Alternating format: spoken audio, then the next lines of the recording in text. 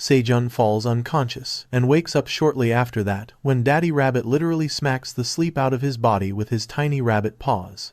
He wakes up screaming, thinking that the bear is about to eat him, and even when he realizes that things are normal, the horrifying memory of the giant red bear trying to turn him into its midnight snack leaves him shaking. He starts feeling cold as well, so Mother Rabbit creates a fire using the sparks and gives him some food that helps him feel better. As he eats, Sejun realizes that he somehow survived the monster attack this time, but there is no guarantee that the same thing won't happen in the next blue moon. Well, there's nothing he can really do about a 30 feet tall bear anyway, so he decides to eat well and survive. When the father rabbit calls for his attention because they have something special growing in their field.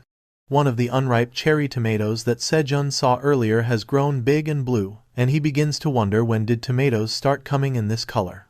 He plucks the tomato, and suddenly, a system window opens up in front of him, congratulating him for harvesting a fruit with the energy of the blue moon.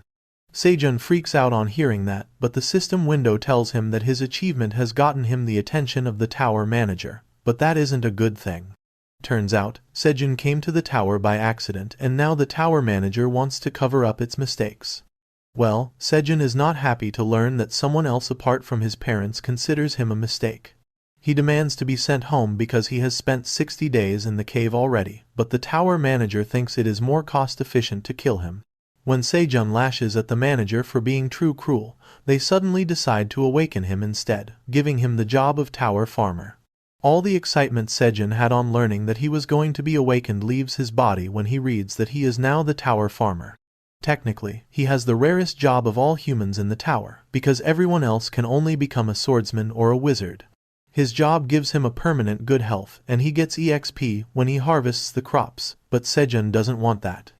However, the deal has already been sealed and he finds that his stats are super low and he has ordinary talent. This frustrates him to no end, and he is about to smash the blue cherry tomato on the ground, but one look at the faces of the rabbits makes him realize that they all worked really hard for this, and he should not throw it all away. He decides to keep farming when suddenly, the description window of the blue cherry tomato opens, telling him that it is an item that can increase his mana permanently by a small amount if he eats it. Sejun and the rabbits are overjoyed on hearing this, but the tower manager, who turns out to be a dragon, gets greedy on reading the blue cherry tomato's description, and issues a quest for Sejun to hand over the cherry tomato or die.